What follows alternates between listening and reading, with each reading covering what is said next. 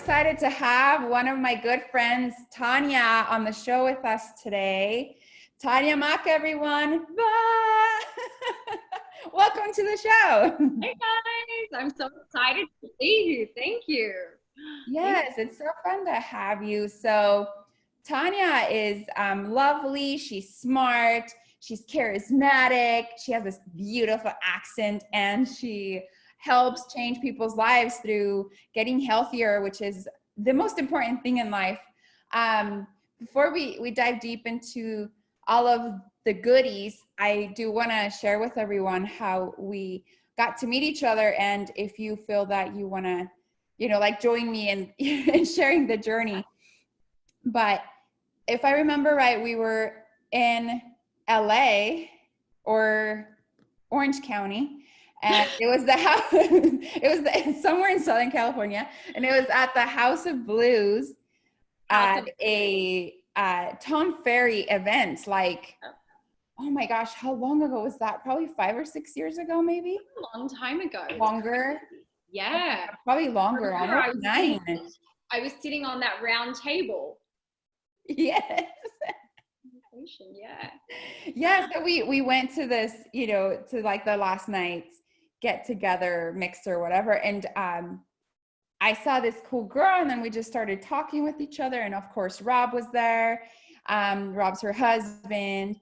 And we just connected right away. She was lighthearted and funny. And we just kind of stayed in contact ever since. And it's been fun to see you like go through this journey of you were involved in real estate, and you were, you did that with your husband. And then you kind of found your own passion. And so we'll dive deeper into that. But before we do that, I'd love for the audience to, just hear a little bit about your story. I know that I'm sure it can be a very long one because you're fascinating, but share with us your story, girl. It can. I will try and put it in a nutshell, but I've done quite a few things in my life. I was an esthetician in Australia before I moved here.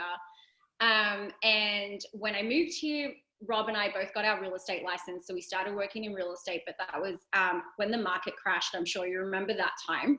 So it was crazy times, not enough work for both of us. It was pretty stressful. So I went back to being an esthetician here for a little while. And then when that period was over, I joined Rob again in real estate, and we built a team. But health and wellness was always kind of in the background. It's always been my passion. When I moved here, so actually a little bit of a backstory. In my early 20s, I suffered from binge eating disorder pretty badly. So it was not a great time in my life. I had gained a little bit of weight, and so I decided to go on a diet. And then thanks to dieting and all of that restrictive behavior, I ended up developing binge eating disorder. So I went through that for some time, and I ended up actually being able to heal myself from that. And then when I made the move to the... I had no idea. Thank yeah. for sharing that, because I know that's important, an important vulnerable moment to share. So thank you. Yeah, and that was kind of the catalyst of me really wanting to help any type of disordered eating. But I started working with Rob in real estate. And then when I moved here, I suffered from anxiety because I'd left all of my family and friends behind, and I had a huge family, a lot of friends. And I moved to this country. I didn't know anybody except for Rob and his family, and he's an only child with an itty bitty family. I had to learn how to drive on the other side of the road, on the other side of the car, and all of those things. So I felt like a whole new world. Yeah, like starting from scratch. It was really overwhelming. So I suffered from anxiety, and I ended up taking anxiety meds. And then it was one night, like I was watching TV late at night, I remember, and I came across this infomercial. I don't know, not a lot of people know this or remember, but it was a infomercial by Kevin Trudeau, and it was about natural cures. And so what happened was I was taking this anxiety medication. It still wasn't working.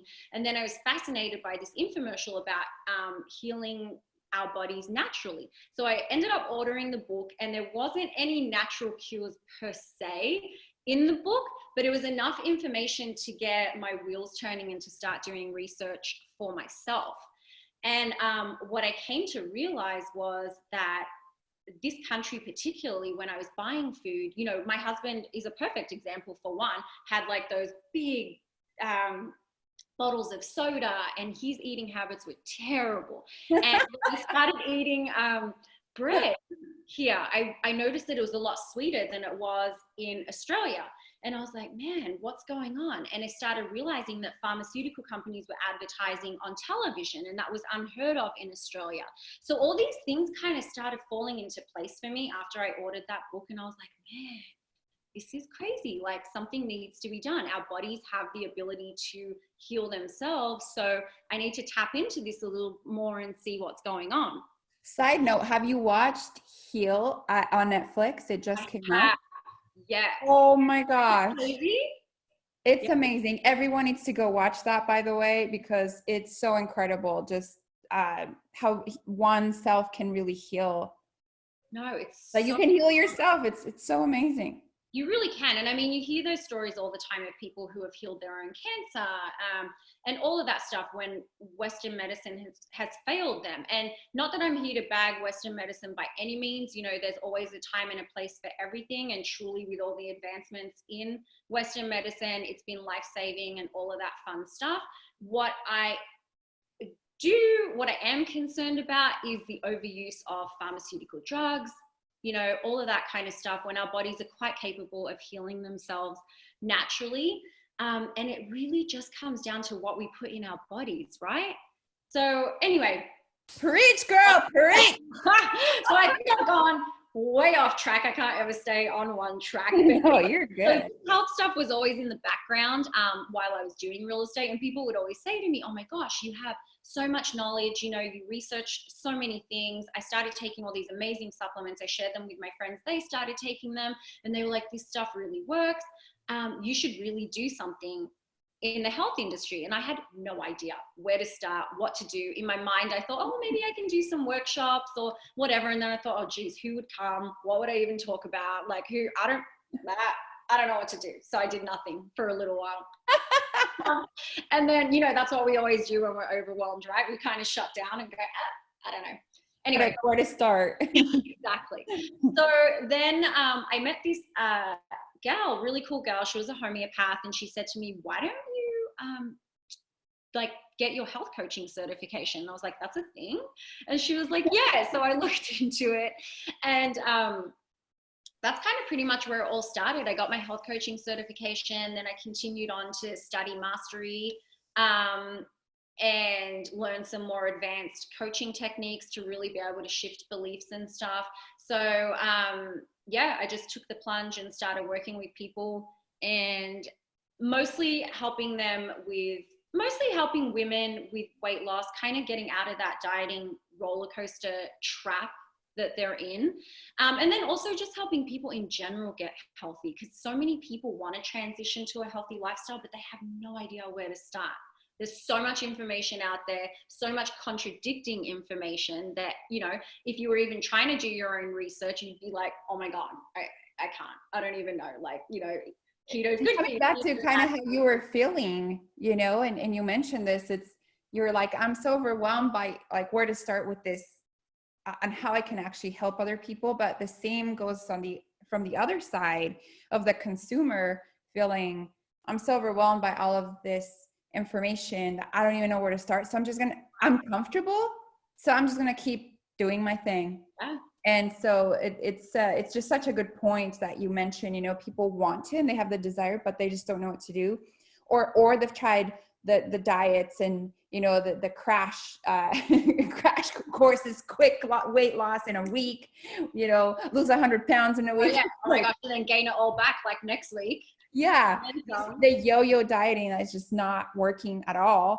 And so the fast results is always something that, you know, on the sell side of things, it always works, right?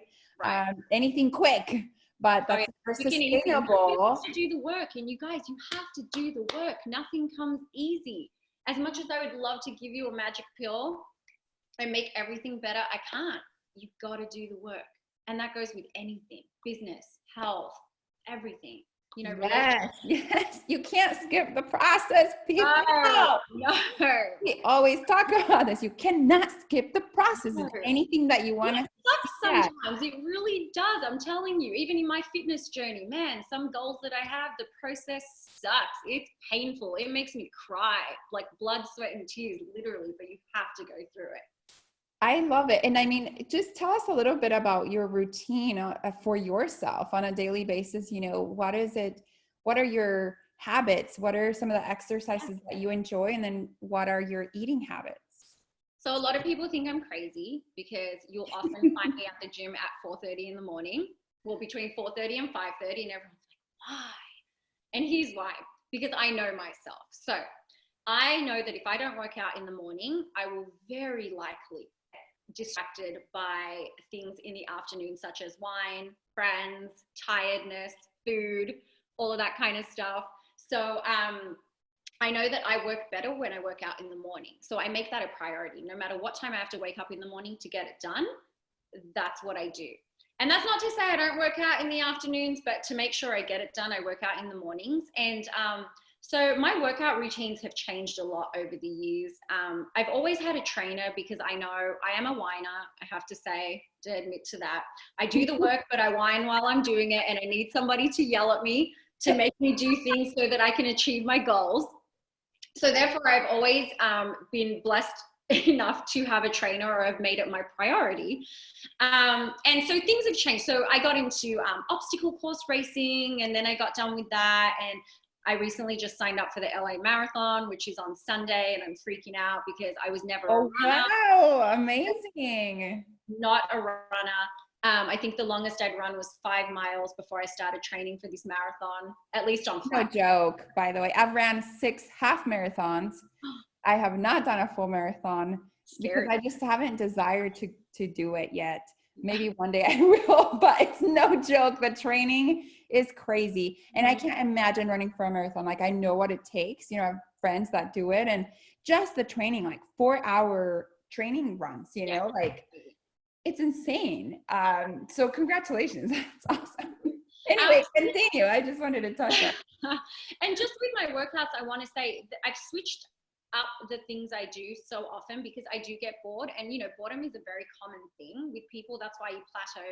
You're all gung-ho and excited, you start going to the gym, and then all of a sudden you're like, meh, I'm over this, you know. So I've always kind of changed up my goals, changed up my workouts, just to keep it fresh and exciting and to keep going back.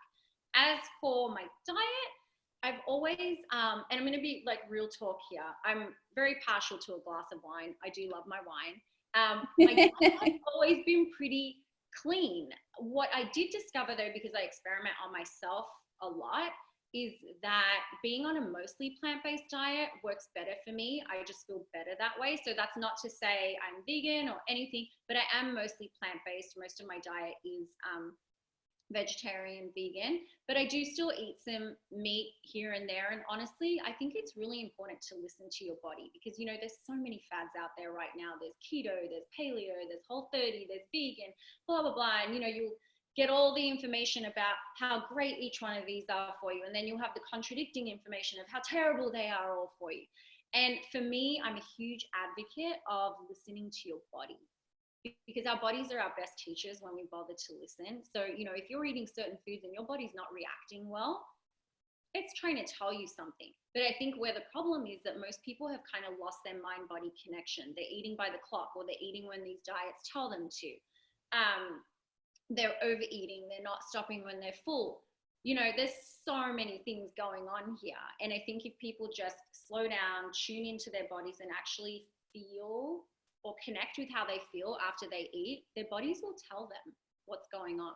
That's so powerful right there, you know, and you hear people talk about that all the time. They, you know, they say, just listen to your body, but I know there's really something to that, you know, like your body's reacting a certain way to certain foods. Maybe there's some allergies, maybe you don't feel very well after something, or, I mean, I know this sounds crazy, but sometimes I'll just ask myself, like, I open my fridge and I'm like, what do I feel like? Like, what sounds good? And I'll just kind of pay attention to what sounds good. Right. So I think that's so important. It's like, we should do more of that. asking ourselves what we need. Definitely. Well, we don't tune in. I think that's where this diet culture has kind of got people trapped, because, you know, there's so many people saying you should be eating 6 times a day. And then they're like, no, 3 times a day with snacks. And, you know, all these rules and all these things. And one way of eating does not work for everybody. To say that a completely plant-based diet or a vegan diet works for everybody, you know, I'm not a huge fan of labeling things and kind of one diet fits all. Not about that at all. I know people who do eat meat that are just as healthy as I am and just as athletic and just as strong. So, you know, it really just depends. And like I said, experiment. Don't be afraid to experiment. You know? I love it. Yeah. So I want to, and we're going to, you know, talk a little more about the coaching side, but I would really like for you to share with our audience your journey of when you really had this defining moment of you just knew that this was a purpose of yours, you know, to go deep with people and actually help them get healthy from the inside out. And you just give us a little bit of the background and the story of when you found that purpose and when you figured out that that was something that you needed to do and that was your way, that was like your gift of helping others. Yeah. So share the defining moment. So, man, I don't know if there was one specific defining moment, because as I mentioned, it was kind of all little steps that led up to me deciding to become a health coach. But I think one of the defining moments was hearing a lot of stories from family and friends of getting sick, you know, diagnosed with cancer.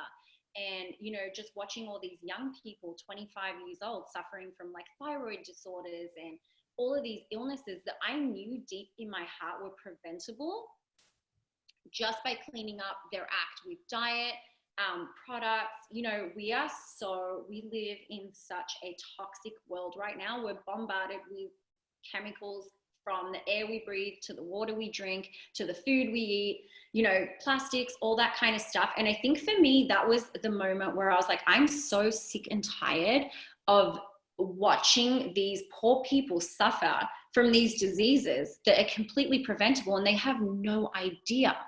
And so I think that was kind of the moment where I was like, this is something I have to do. It's not even something that's like my passion or hobby that's sitting in the background, getting all my friends healthy and recommending supplements and stuff. This is like crazy. Like, I need to help people. And I have to tell you, when you're this passionate about something and it's such a controversial thing, it's not easy to do.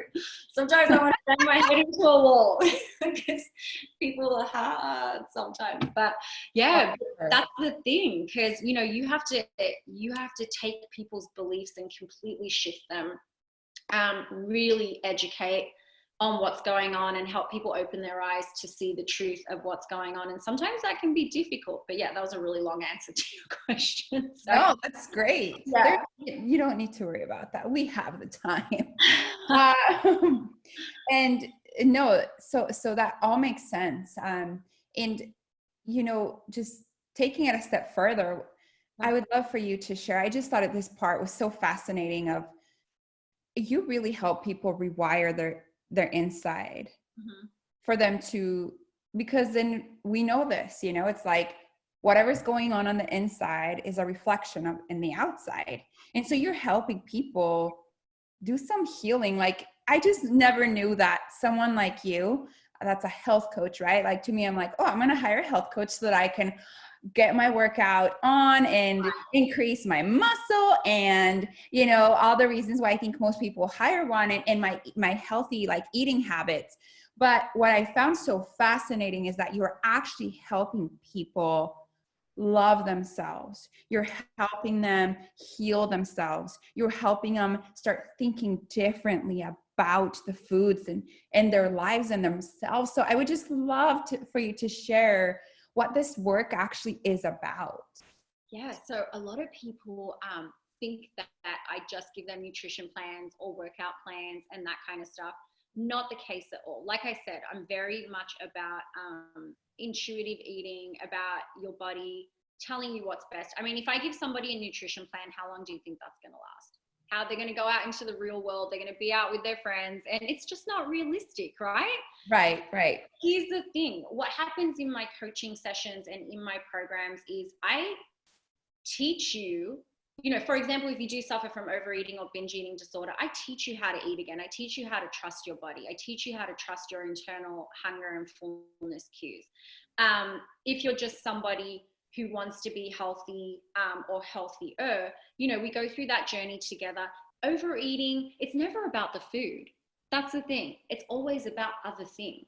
So we really kind of dig deep and try to figure out what's going on, you know. And a lot of times when people are suffering from these issues, they don't like themselves. They don't like what they see in the mirror. It is a struggle. And, you know, that's what I work on changing. And none of us are perfect. And some people have a really unrealistic idea of what their body weight should be. Yeah, I think that most people, I can definitely see that most people have that issue, you know, of, oh, but no matter, you know, if you're a supermodel or someone who's very fit or someone, it doesn't matter. We're always so hard on ourselves. We're always judging pieces or parts of us. And although I will say that I feel that the older that we get, at least in my case, the older I get, more I'm like, I am really embrace myself, you know, and I learn to love the parts of me that I didn't love. And it's definitely an internal work too, for sure. So I can see how it all really connects with each other. But yeah, so it's no surprise to me that most people don't like parts of them or how they look, you know? Absolutely. And then the other side of that is obviously having accountability, right? Accountability is so important in our health, in our business, in all areas, fitness. So for me, I know that I need accountability, and I thrive when I have accountability. And that's what the health coaching is also about. So it's really helping, you know, if you're somebody who struggles with meal prep and that kind of stuff, it's like you have somebody there holding you accountable to make sure you're doing what you need to do to achieve the results that you want, right? And so, you know, all of my coaching programs are actually very customized to the individual needs of each client. So they vary so much, but accountability is always like the biggest part, I think, with everything. And then the rest, we kind of just... That's why we hire a coach usually, right? It's obviously, like, I mean, come on, we all know what we need to do, don't do it. Yeah, to guide us, self-discover, and definitely for the accountability. I mean, any type of coaching, like we need someone to kick our butt a little bit, you know? Exactly. So. And honestly, I'm not afraid to do that. So if you guys want somebody who's just going to hold you, I mean, I'm nice, but who's going to hold your hand and let you get away with things? No. I'm going to give you the kick up the butt that you need to get healthy, because it's so important to me. Like this whole health and wellness thing is so, so important to me, because I am so tired of watching people suffering. I really am. And a lot of people I've noticed don't even know they don't feel good until they realize they don't feel good, until they feel good. And then they go, oh my God, I was not feeling good. Wow. I'll give you a perfect example. If you have 2 seconds, my own husband is the best example of this. He's been yo-yoing with his weight his whole life. And obviously, you know, you can't coach your family or friends or whatever. So, you know, I would let him be. And I'm like, one day, maybe one day, this stuff will sink in. And so I'll never forget the day I was looking for something in his car, and I found an empty McDonald's Sunday cup, empty hot dog box, crumpled up burger, like wrapper under the car seat. And I was like, what? I grabbed everything and I walked into the house and I go, what the hell is this? And he was like, oh my gosh, babe. And I'm like, you know what? That's it. You're going on a challenge with me. And he's like, okay. And I'm like, we're going on a 40-day vegan challenge. And he's like, okay, cool. Starting Monday. And I go, no, starting now. And he's like, okay. So I have ice cream in the freezer. I literally made him do this 40-day vegan challenge, and he is the perfect example of what I was talking about. He had zero mind-body connection. Every time I would give him supplements, I'm like, don't you feel so much better? Like, don't you have energy? He's like, nah, babe, I don't know. Nah, I don't know. So on this challenge, like it was probably about 2 weeks in, and he was like, man, He goes, I feel really, really good. He's like, everything's working better in my body, blah, blah, blah. And so by the 40 days, because he used to always say to me, babe, I wish I was more like you. I wish I craved like fruits and vegetables and like, I love salads. I wish I could be like you. Like, I don't get it. And I was like, all right, well, I don't know. Maybe I'm just weird like that. But it was so funny after the 40 days. So he went back to, or tried to go back to his original diet, but he felt so good. And he realized every time he was eating those other foods that he didn't feel good at all. So his new default was eating mostly plant-based or eating that way because he felt so good. And so we're kind of both the same now. So I think he learned through that challenge that he can have his pizza, he can have a burger, he can have all those things, but eat them. I mean, this word is so boring now, eat them in moderation and the whole balance thing. You can have your pizza and be healthy too. You just need to really, truly like balance. If you're more focused, if you add all the good things into your diet, the bad things generally tend to fall away. And if you do them, they're not as often and it's not going to be as bad for you. Live it up, have fun, eat your pizza. I love that. Yeah, like you can still enjoy life, but it's the moderation, you know, that totally makes sense. So I guess I get people addicted to feeling good, not looking good. So when you take the focus on how you look, right? It's like, oh my God, I feel I love that. Tania's purpose is to help get people addicted to feeling good. That is amazing. I like that. I like to feel good. Yeah. So thank you for sharing that. I just think it's so like what wonderful work that you're doing, that you're really helping people like rewire, you know, and like how you said that the body and the mind connecting, and how important that is. And so I just love the work that you do. I think it's so important. If we don't have our health, we have nothing. Very true. Very true. And everything starts with the mind, you know, so healing and then having that always protected and having someone just guide us, and someone like you that can really help us rethink the way that we've always been used to thinking about food and about ourselves is just so important. So what is the piece of advice that you'd give to someone who's trying to make a healthy lifestyle change? Mm-hmm. Because I think that, again, I think people feel overwhelmed, but if you could give them one piece of advice, what would that be?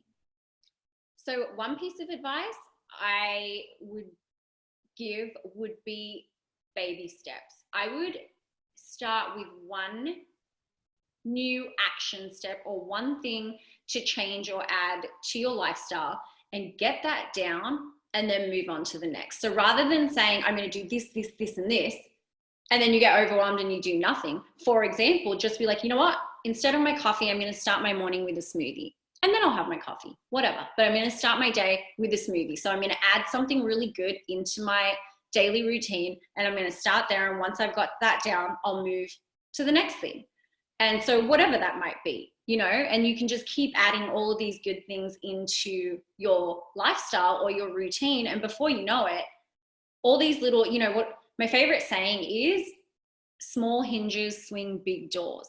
So it's like baby steps, you do enough baby steps and before you know it, it's like, whoa. Right. And that's kind of how the coaching goes. The compound effect of everything. Yeah. It's like break it down. I mean, if you're looking at the big picture, it's always overwhelming. And you have all these huge goals and you kind of look at it and just go, oh my gosh, how am I going to get there? This is so crazy. But when you break it down into little baby steps, eventually you end up getting there. So yeah, it's the same with your health. Just pick one thing, add it into your daily routine, get really good at it, and then pick something else. That's wonderful advice. I think that's amazing. And that can go for workouts as well, right? I mean, if it's like, oh, well, so for somebody who's not working out at all, it's like, well, start doing one thing, you know, even if it's once or twice a week, but you gotta start somewhere. Yeah, and then always stay in action. You know, that I tell myself all the time. That's my mantra in my head every single day. Because in business, and, you know, I'm not always the most organized person. I'm such a good people person. I, you know, do my job really well. But when it comes to all the other stuff, I'm like, So when I do get overwhelmed, I'm just like, okay, just stay in action rather than shutting down. What's one thing you can do that you know, that will get you closer to your goals, or that you need to get done, that will help you get to where you want to be? Just one thing. And I do that even in my business. So just one thing, stay in action, keep moving, don't shut down and give up on everything. Or even if you mess up, you know, don't be like, oh, well, I messed up, so I suck at this, I'm not doing it anymore. And give up. Don't give up. Stay the course. Yeah, don't give up. Even if you mess up, so what? It's one day, not a big deal. You know, get back on track and move on. So yeah, stop beating yourself up about stuff, and yeah, just have fun with it, man. Healthy food doesn't have to be boring. Ooh, I like that. So I know you shared, you know, the story of Rob, your husband, through this journey, but can you share briefly just one more story of probably your most impactful results that you've seen from somebody that you have coached? Yeah. Oh gosh, try picking one. Okay. So I had one gal. Well, let me see what story I'm going to go with. I'm sure there's plenty. Yeah, I think one girl who was, you know, really overweight. And I think this one stuck with me the most because it was very emotionally charged as well. So I guess she was really struggling with her weight her entire life. So was her mother. So she learned a lot of terrible behaviors and had all these, you know, beliefs about food and herself and her life through just growing up in that environment. Her mum was always struggling, kind of dragged her from one diet place to the next, you know, was always making foods based off these recipes, you know, from like Jenny Craig, Weight Watchers, blah, blah, blah, whatever, like all of them, and would make these terrible, she would tell me she'd make salads with these dressings with like Equal or the whatever those horrible fake sweetener things are. And she was like, oh my gosh, the food would just be terrible. And, you know, I think for her, we really, really shifted. She was so insecure, really didn't like going out, didn't even have a mirror in her house, didn't even want to look at herself. And I think one of the best parts about this story is after us working together, she ended up doing so many things like pushing herself out of her comfort zone, taking yoga classes and getting out there in public, went to a retreat in Peru, which was terrifying for her, like traveling on her own and then going out and just being so uncomfortable, right? And then also just then moving on to find the right people to help her, whether that's a therapist or you know, just different resources to help her keep moving forward and to achieve those goals. And I remember the one thing she said to me was when we first started working together, she goes, you know, I'm turning 40. I don't want to get any, and her mum passed away of cancer. So she watched that. That was really hard. And so she said, I don't want to get any of these preventable diseases, and I'm turning 40 and I really want to meet someone.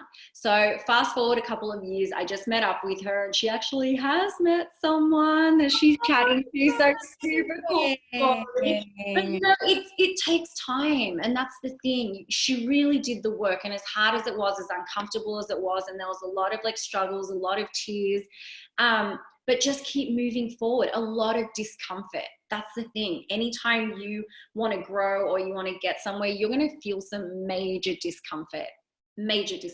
So she just like hat off to her, pushed through all of that discomfort and still does every day. And so I'm super proud of her for that. But I think that was one of the best stories that's amazing. I have. Yeah. What a powerful story, and how impactful it is, you know, for her to have like really created what she wanted out of life, you know, and even like finding a relationship through just, and I'm sure that, you know, being uncomfortable and being confident in herself, and, you know, it's just, again, like such wonderful work. And I do have to say, it was never about never about the weight. We never got on the scales. We don't talk about numbers, you know, none of that stuff, because, you know, obviously there's so much healing that needs to be done from an emotional place, and all of that stuff translates later on down the line into, you know, the weight dropping off, feeling good, and all of that stuff. But yeah, it's never about the numbers on the scale. So when people just focus on that, that's why they're stuck. They don't get the results that they want. They're not doing the internal work.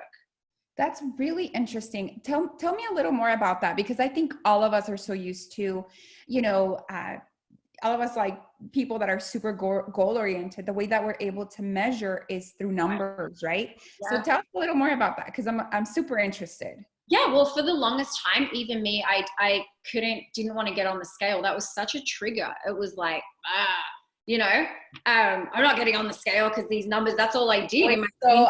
Everyone's always so afraid. Yeah, well, it's like, you know, that was what I was basing my happiness off every single day, standing on the scale. And if I was like 1 pound up, I would have like a meltdown, you know. It was like, oh my God, what? I didn't eat anything yesterday. What happened?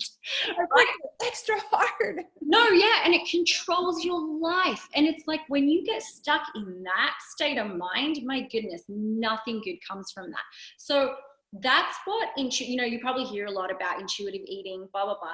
That's where all of this kind of comes from. It's like, you know, letting go of the number thing. I only just started kind of tracking numbers when I was doing my intense workouts at the gym. And I don't know if you know the InBody machine.